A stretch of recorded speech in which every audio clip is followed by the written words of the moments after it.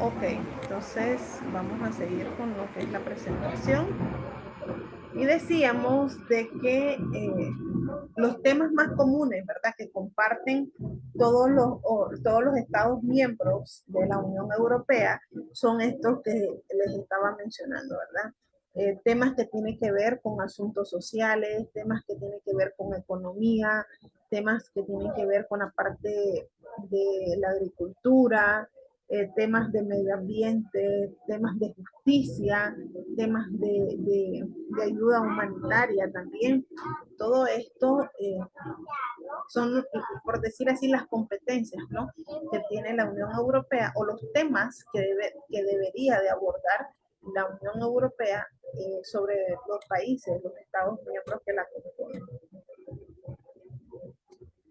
Bien, las políticas dice que son competencia de los Estados miembros y donde puede ayudar la Unión Europea incluye que básicamente es esto, ¿no? Salud pública, industria, cultura, turismo, educación, juventud, deporte, protección civil, cooperación administrativa.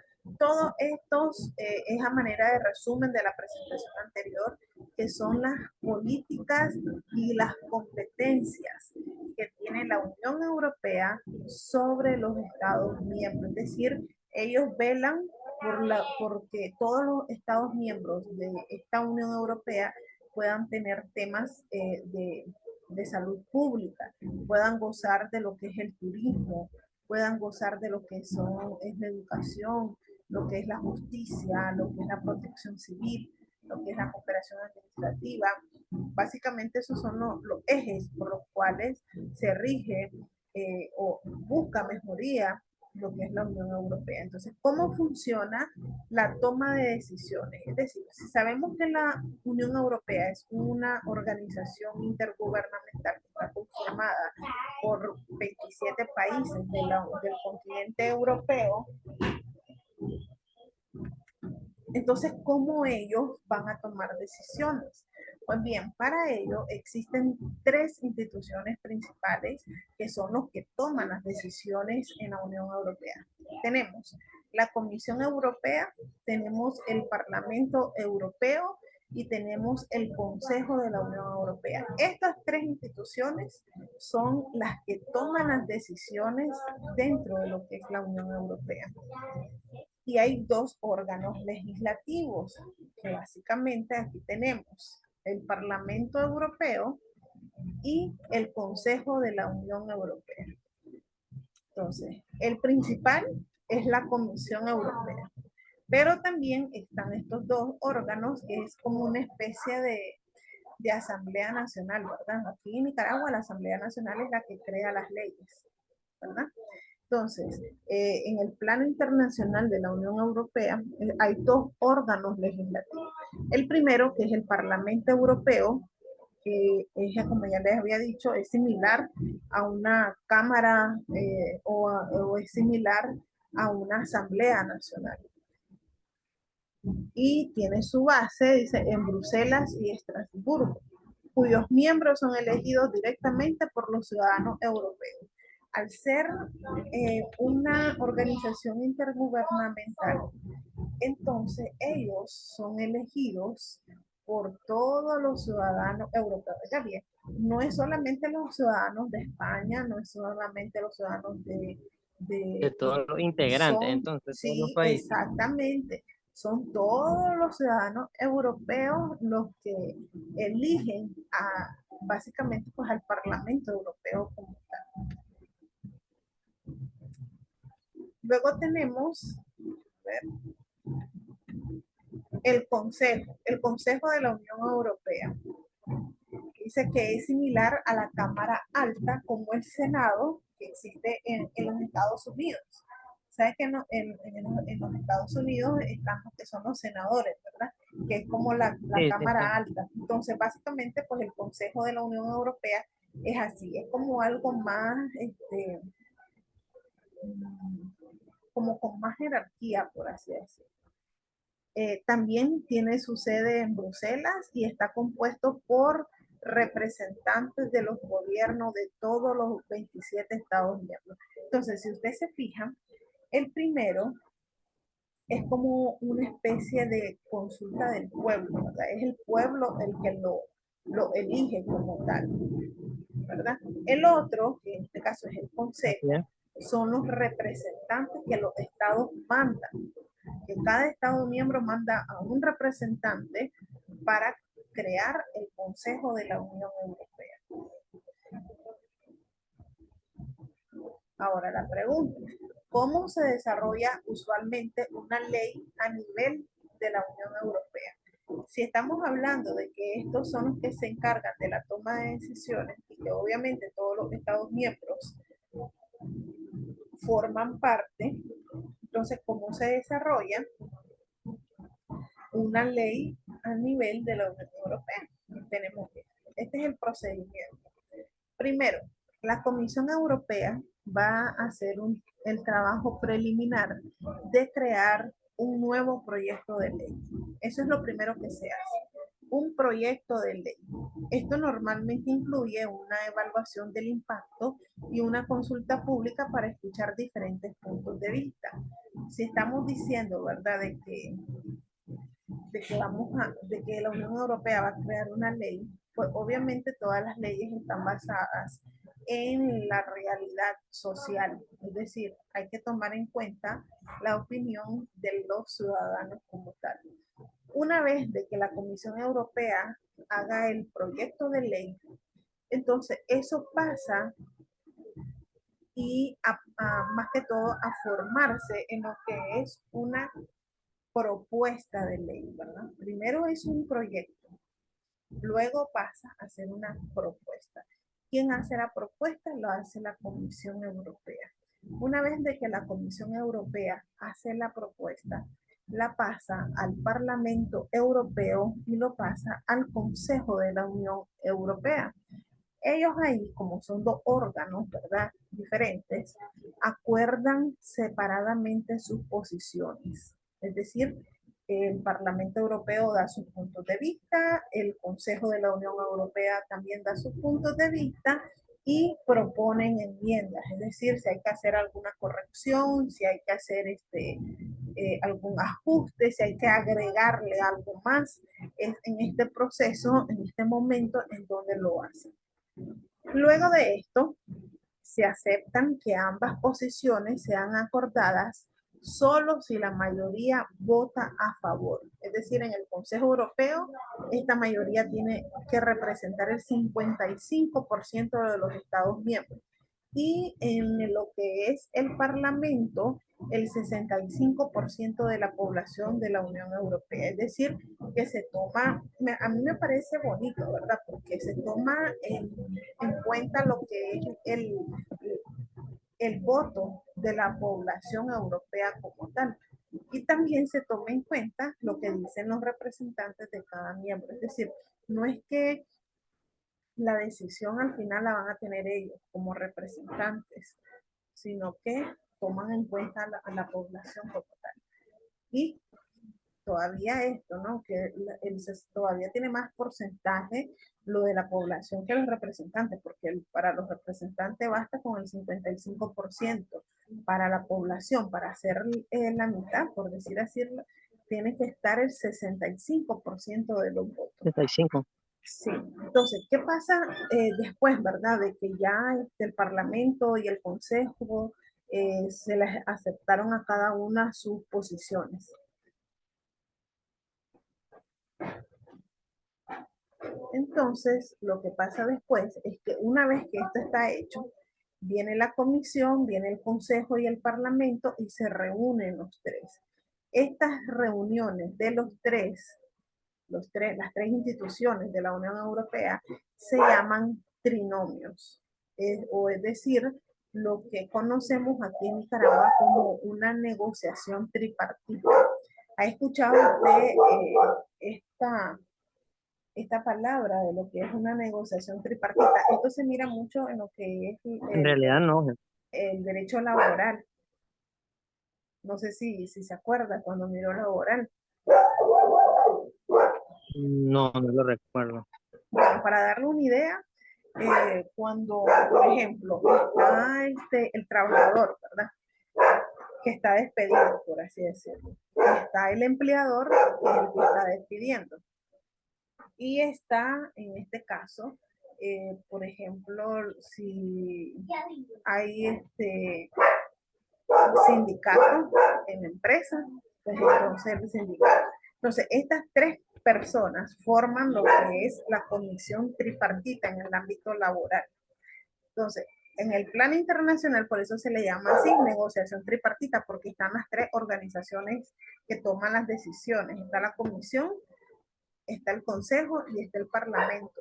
Los tres se reúnen, hacen la negociación tripartita y los tres en consenso llegan a un acuerdo final. Esa es la manera en la que la Unión Europea eh, crea, por así decirlo, un ordenamiento y ese es el procedimiento.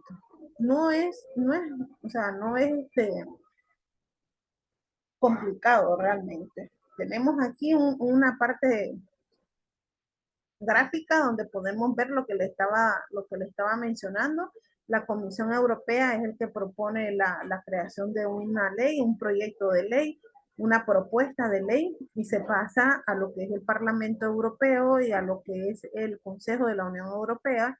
Ambos adoptan la legislación por medio de una codecisión, es decir, eh, que es lo que estábamos mencionando de las enmiendas, si hay que hacerle ajustes, y por último, pues los tres se reúnen y llegan a un acuerdo final. Por eso dice B que van a decidir, ¿verdad?, sobre lo que es la normativa que estaban o que están creando como tal.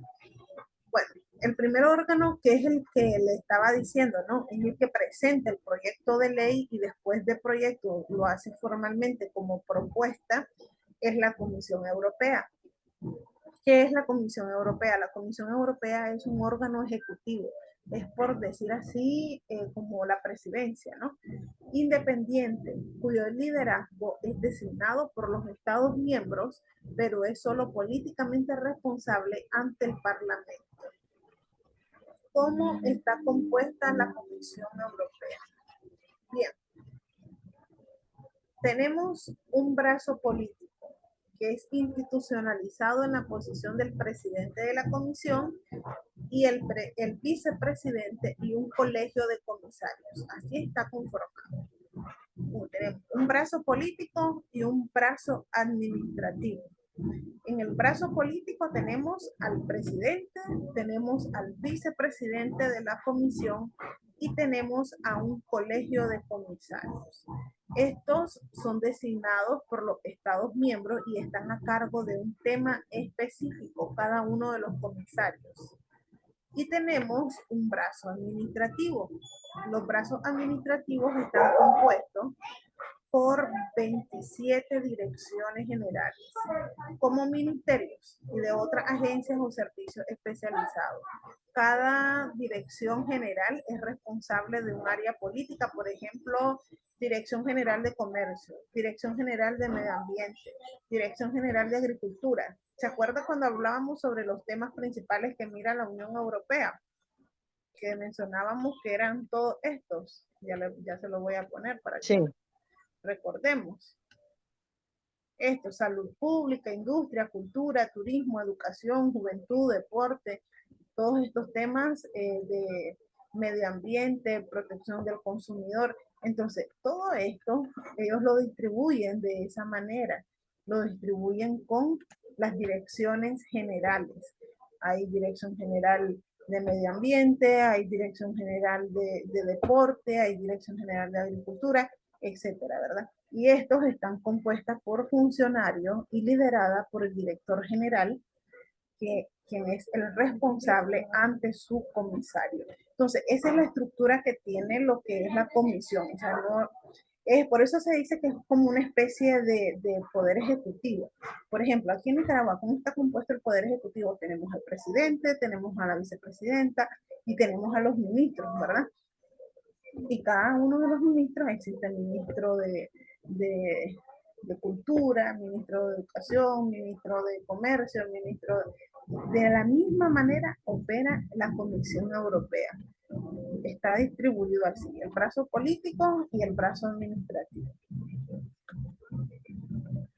Bien, dice, cada dirección general se organiza en diferentes direcciones, las cuales se organizan en diferentes unidades. La comisión tiene los siguientes roles.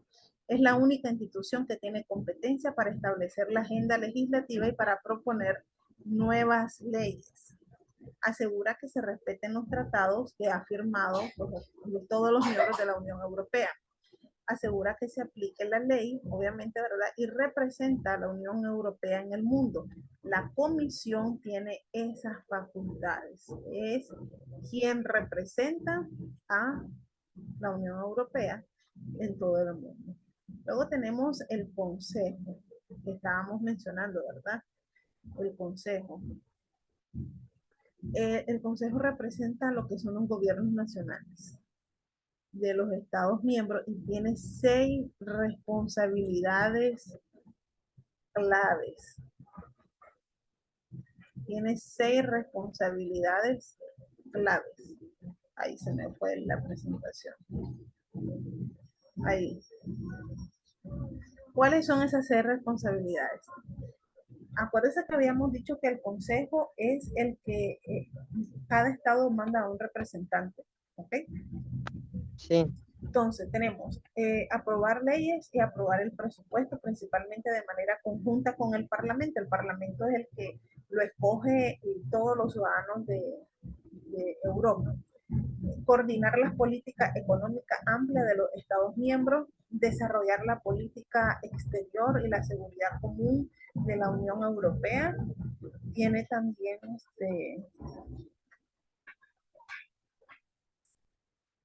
este tipo de reuniones. Se reúnen solamente 2 veces al año. Y a esas reuniones se le denomina asamblea de jefes de Estado, porque son los representantes de cada Estado. Entonces, estas reuniones son las que se llaman cumbres. No sé si usted ha escuchado cuando dicen la cumbre de los países sí, sí, sí. europeos. Entonces, a eso nos estamos refiriendo. ¿Por qué? Porque son representantes de cada Estado miembro, en este caso de la Unión Europea. También se reúne más frecuentemente a nivel ministerial, es decir, todos los ministros, el brazo administrativo, por así decirlo, de la comisión, según el tema a debatir, ya sea medio ambiente, finanzas, según el tema, ¿verdad? Básicamente. Pero la reunión del consejo son 2 veces al año y se le denomina cumbres a la hora que ellos se reúnen. Y tenemos el Parlamento Europeo, que es la única institución de la Unión Europea que es elegido directa y democráticamente por los ciudadanos, en este caso los ciudadanos europeos, ¿verdad? Y por lo tanto, tienen, o es el órgano que más escucha lo que es la opinión pública. Está compuesto por 704 miembros que se les denomina los eurodiputados. No sé si usted alguna vez ha escuchado este término, eurodiputado, es porque forma parte de Sí, sí, ya. lo que es el Parlamento Europeo. Son elegidos cada 5 años por los ciudadanos europeos. Por eso se dice que es como la única institución como más democrática que hay, ¿verdad? Porque son los que son elegidos directamente pues, por el pueblo. El Parlamento tiene los siguientes roles. Dice, un conjunto con el Consejo tiene el poder de aprobar leyes y el presupuesto de la Unión Europea. Ejerce una supervisión democrática de todas las instituciones europeas. Es decir, también ellos vigilan a la Comisión Europea como tal, a pesar pues, de que la Comisión es el órgano rector, por así decirlo.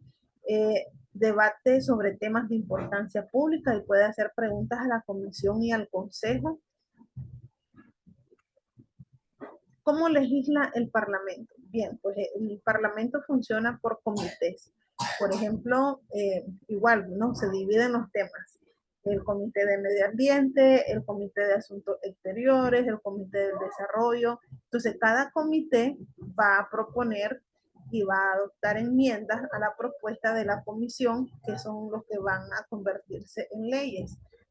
Básicamente, pues siempre se distribuyen los temas ejes de la Unión Europea.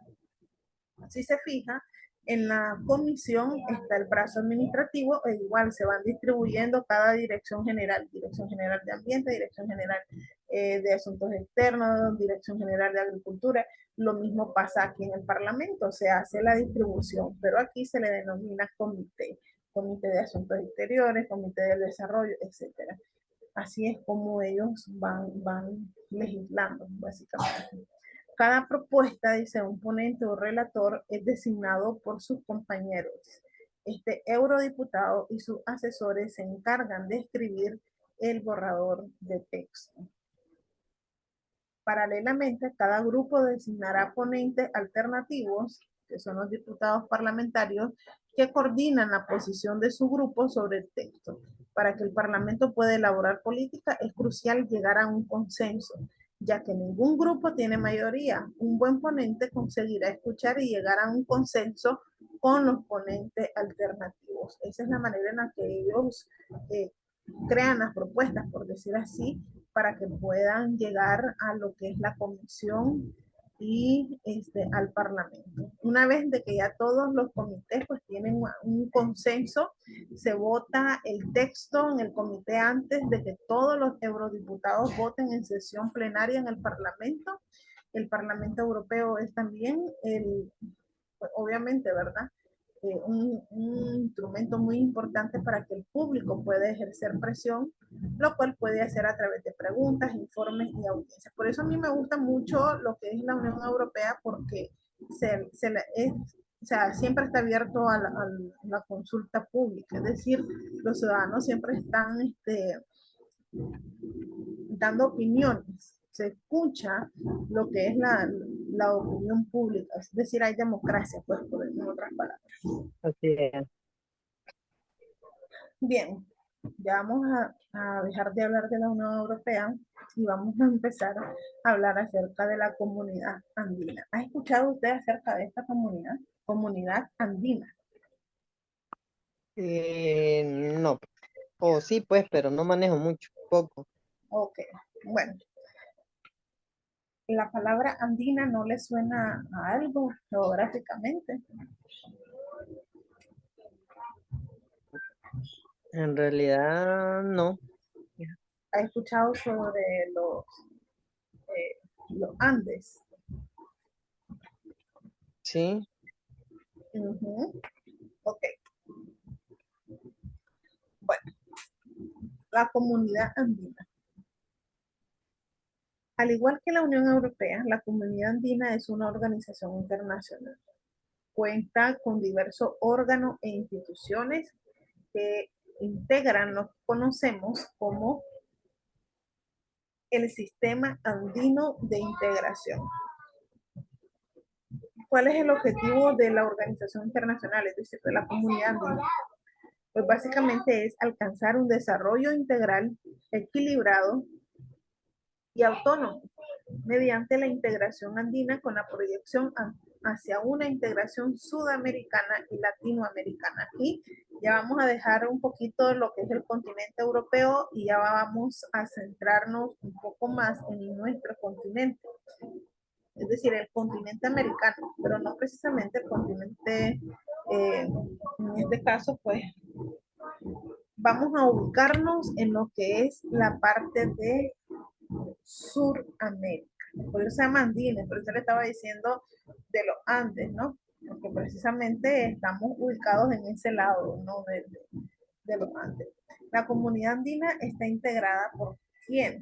Por Bolivia, por Colombia, por Ecuador, por Perú.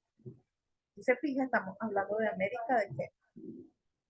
América del Sur, ¿verdad? sí, Algunos países, América del Sur. pero por eso se llama la parte andina, que son estos países como tal, lo que les estoy mencionando.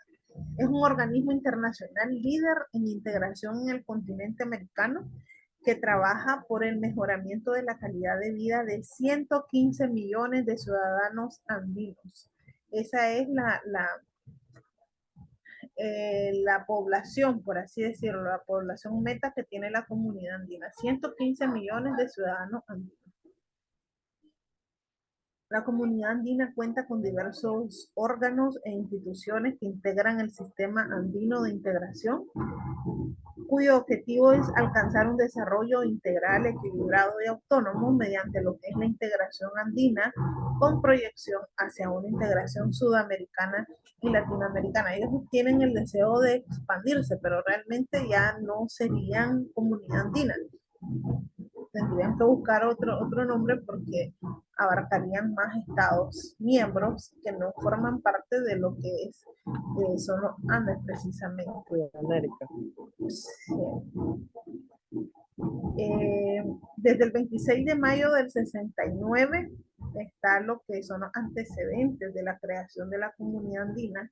Se creó lo que es el Acuerdo de Cartagena en Colombia, el tratado constitutivo de la comunidad andina, que fueron donde se fijaron los objetivos de esta integración y define un sistema institucional y establece sus mecanismos y políticas. Se puso en marcha lo que es el proceso andino de integración, conocido en ese entonces como el Pacto Andino. Así fue como, esos fueron sus inicios básicamente. Es una organización pues bastante nueva, por así decirlo, porque data de los años 70. O sea, pues que no es como por ejemplo la ONU, ¿no? Que es súper, ya tiene sus años. Esta Sí, pues data de los años 70 y fue en Colombia precisamente donde se hizo lo que es el Acuerdo de Cartagena, que es lo que se conoce como el Tratado Constitutivo de lo que hoy conocemos como Comunidad Andina. ¿Cuáles son los objetivos de la comunidad andina? En primer lugar, tenemos el promover el desarrollo equilibrado y armónico de los países miembros en condiciones de equidad mediante lo que es la integración, la cooperación económica y la cooperación social, acelerar el crecimiento y la generación de empleo productivo para los habitantes de los países andinos, facilitar lo que es la participación de los países miembros en el proceso de integración regional, con miras a la formación gradual de un mercado común. Si se fija, tiene el mismo objetivo de la Unión Europea. Siempre estas organizaciones intergubernamentales buscan esto, un mercado común. Ese es el principal objetivo de ellos, establecer un mercado común e ir quitando lo que son barreras. De igual manera, tiene el objetivo de disminuir lo que es la vulnerabilidad externa y mejorar la posición de los países miembros en el contexto económico, es decir, siempre la parte económica, ¿verdad? Fortalecer la solidaridad subregional, procurar un mejoramiento persistente en el nivel de vida de los habitantes de la subregión. Todos estos son objetivos, objetivos fundacionales, por así decirlo. Entonces, la comunidad andina está conformada por órganos intergubernamentales, así como la Unión Europea estaba conformada por órganos, teníamos la Comisión, teníamos el Parlamento, teníamos el Consejo. De la misma manera, la comunidad andina está conformada por órganos intergubernamentales, organismos comunitarios e instancias de participación de la sociedad civil, que son los que conforman el sistema andino de integración, o mejor conocido como el SAI. ¿Cuál es la finalidad de este sistema andino de integración? Es permitir un trabajo conjunto y una coordinación efectiva entre ellos para profundizar lo que es la integración subregional andina. A la misma vez, el promover lo que es una proyección externa, es decir, dar a conocerse, ¿verdad?, de que la comunidad andina existe y consolidar y fortalecer lo que son las acciones relacionadas con ese proceso de integración.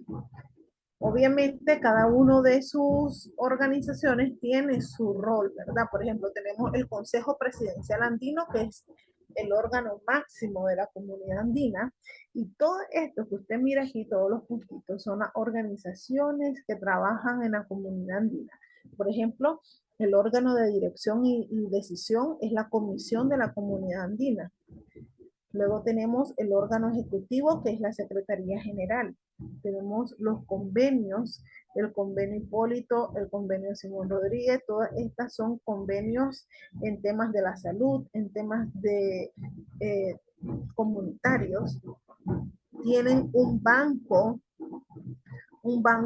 de desarrollo de América Latina, tienen un fondo latinoamericano de reservas, tienen temas de institución educativa, una universidad andina que si lleva el nombre de Simón Bolívar, tienen también un consejo consultivo de autoridades municipales, un consejo consultivo de pueblos indígenas, porque recuerde que estamos hablando de la comunidad andina, ¿verdad? Y hay muchos pueblos indígenas todavía, y también son escuchados a través de este consejo consultivo.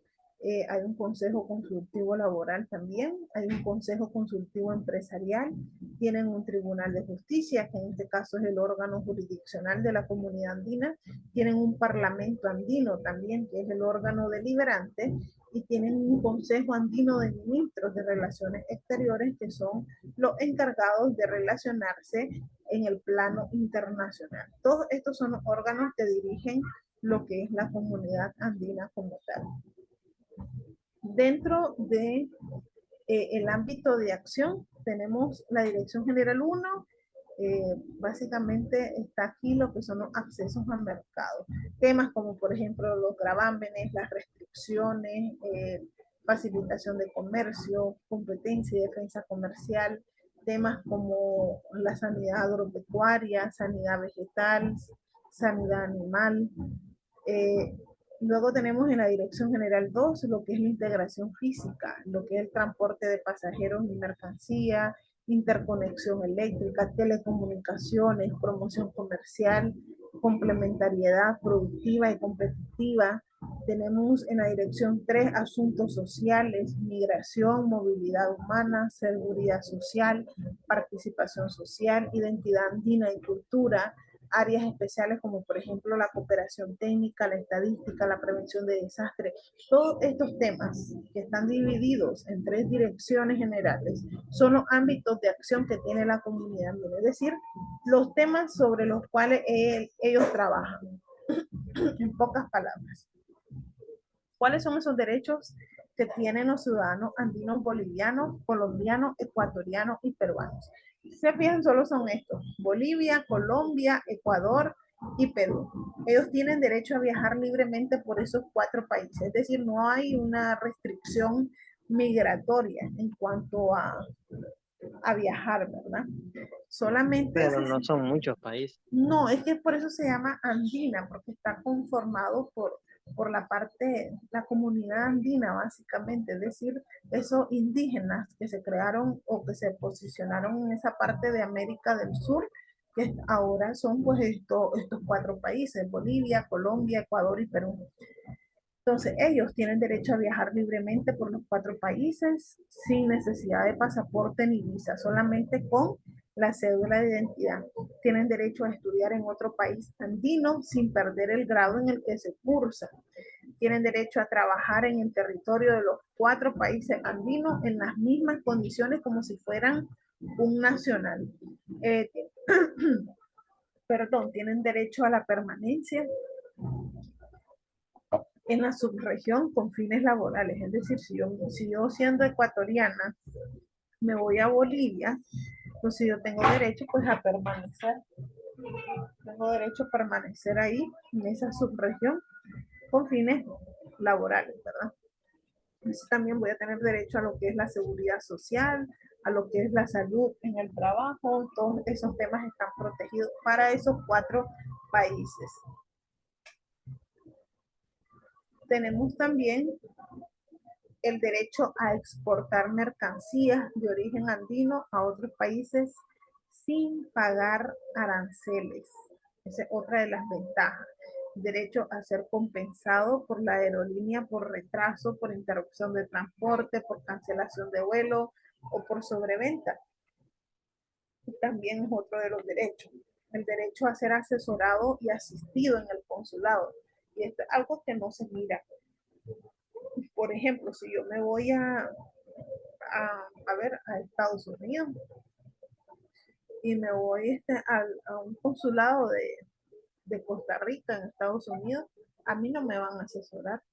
¿Por qué? Porque soy nicaragüense.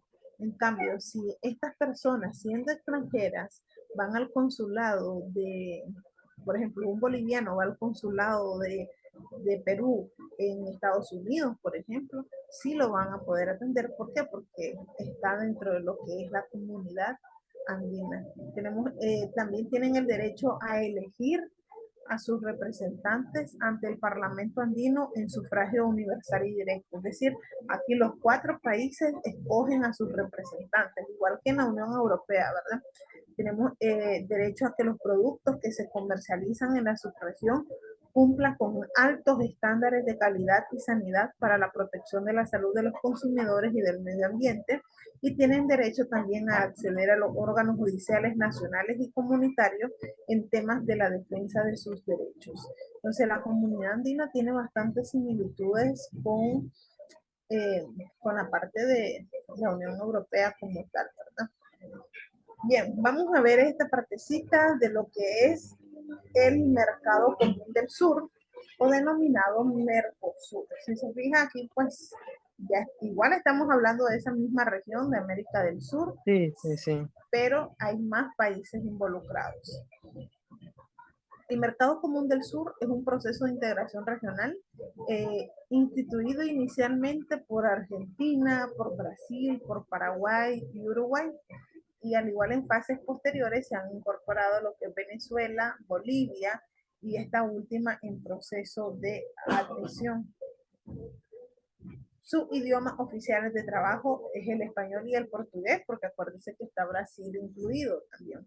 La versión oficial de los documentos de trabajo será la del idioma del país que tiene su sede en cada reunión. A partir del 2006, por medio de la decisión CMC número 356, se incorporó al guaraní, uno de los idiomas del bloque. El guaraní, pues básicamente es uno de los idiomas indígenas de esa zona. Entonces, por eso también se incluyó, para no dejar afuera a esa parte de la población, ¿verdad? El Mercosur es un proceso abierto y dinámico. Desde su creación, tuvo como objetivo principal el propiciar un espacio común que generara oportunidades comerciales y de inversiones a través de la integración competitiva de las economías nacionales al mercado internacional. Otro igualito a lo que es la Unión Europea y a lo que es la Comunidad Andina. Van buscando, ¿qué cosa? Un mercado internacional, ¿verdad? Es decir, fines económicos. Desde sus inicios, el Mercosur ha promovido como pilares fundamentales lo que es los principios de la democracia y el principio de desarrollo económico, siempre, ¿verdad? Los temas o la línea de trabajo por la cual ellos se mueven son temas de migración, temas laborales, temas culturales, temas sociales, entre tanto otros a destacar los que resultan de suma importancia para los habitantes. ¿Cuáles son los antecedentes históricos del Mercosur? Pues este todavía es más reciente. El otro, en la comunidad andina, hablábamos de que en qué año fue que se empezó. Fue en 1969, es decir, en los años 70, por así decirlo. Esta todavía es más joven, estamos hablando del 1991. El 26 de marzo de 1991, la República Argentina, la República Federativa de Brasil, la República de Paraguay y la República Oriental del Uruguay suscriben en la ciudad de Asunción el tratado por el cual se sientan las bases para la creación del mercado común del sur, el Mercosur. Es decir, fue en el año de 1991. Se nos va a acabar el tiempo, hay que volver a entrar, ya solamente nos quedan Está bien. como 15 o menos de 15 presentaciones ya para terminar lo que es la sesión de hoy. Vamos a volver a entrar al mismo enlace, ¿ok? Cuando se cierre la Bueno, presentación.